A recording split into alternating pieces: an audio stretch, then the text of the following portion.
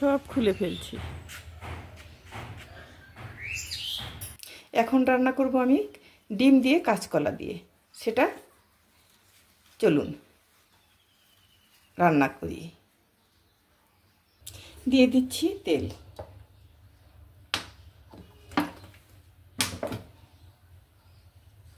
দুটো তেজপাতা, কয়েক টুকরো দারচিনি একটু ভেজে নিব।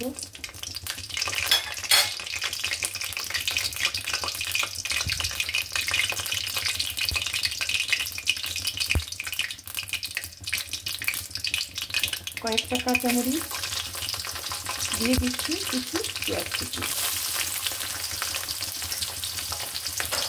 আমি এটা ভেজে নিব।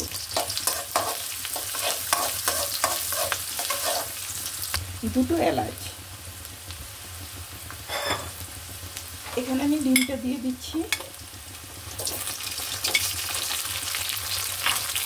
পেঁয়াজের সাথে আমার ডিমটা ভাজা হয়ে যাবে। বাসায় কাজ করছি, প্রচুর কাজ, সেখানে দৌড়িয়ে এসে রান্নাটা করছি, কালকে ভিডিও দেওয়া হয়নি, সেই জন্যে আজকে একটু হালকা পাতলা দিব। আপুরা ভাইয়ারা যেখান থেকেই আমার ভিডিওটা দেখছেন, ভালো থাকবেন, সুস্থ থাকবেন। এত ব্যস্ততার মধ্যে লেবার দিয়ে রেখে চলে আসছি এখানে যে একটু রান্নাটা দেখাই। তারপরেও রাত্রে সারা রাত্রি প্রায় আপনাদের মোবাইল দেখেছি, মোবাইল দেখে কমেন্ট করেছি। হলুদ দিয়ে দিলাম,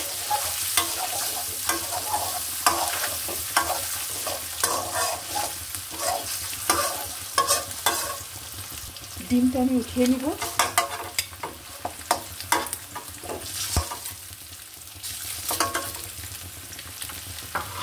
এখানে দিয়ে দিব কলা, কাঁচকলা, দুটো কাঁচকলা কেটে নিয়েছি। প্রথমে আমি লবণ দিয়ে দিলাম একটু, শুকনো মরিচ হাফ চামচ, হলুদ গুঁড়ো হাফ চামচ, ধনে গুঁড়ো হাফ চামচ, জিরে গুঁড়ো হাফ চামচ।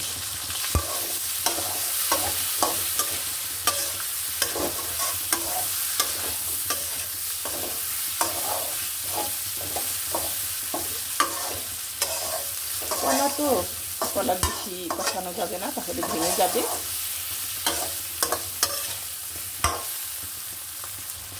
আমি এখানে একটু পানি অ্যাড করব।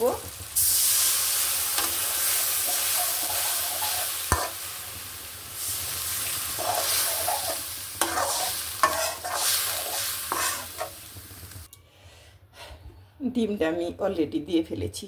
ক্যামেরা অন করা যে ছিল না সেটা আমার খেয়াল ছিল না, কারণ নিচতলায় বাসায় আগুন ধরেছিল তারের মধ্যে।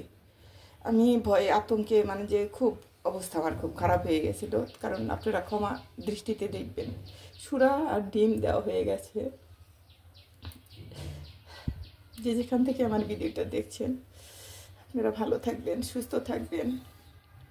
আজকে যে দুর্ঘটনাটা হইতেছিল সেটা আর ক্ষমা করার যোগ্য ছিলাম না। আমি লেবারগুলি বলেছিলাম যে তোমরা তার কাটবে না, তার কেটে ফেলছে, মেন তার কেটে তারপরে জোড়া দিতেছে সেখান থেকে ঘরের ভিতরে।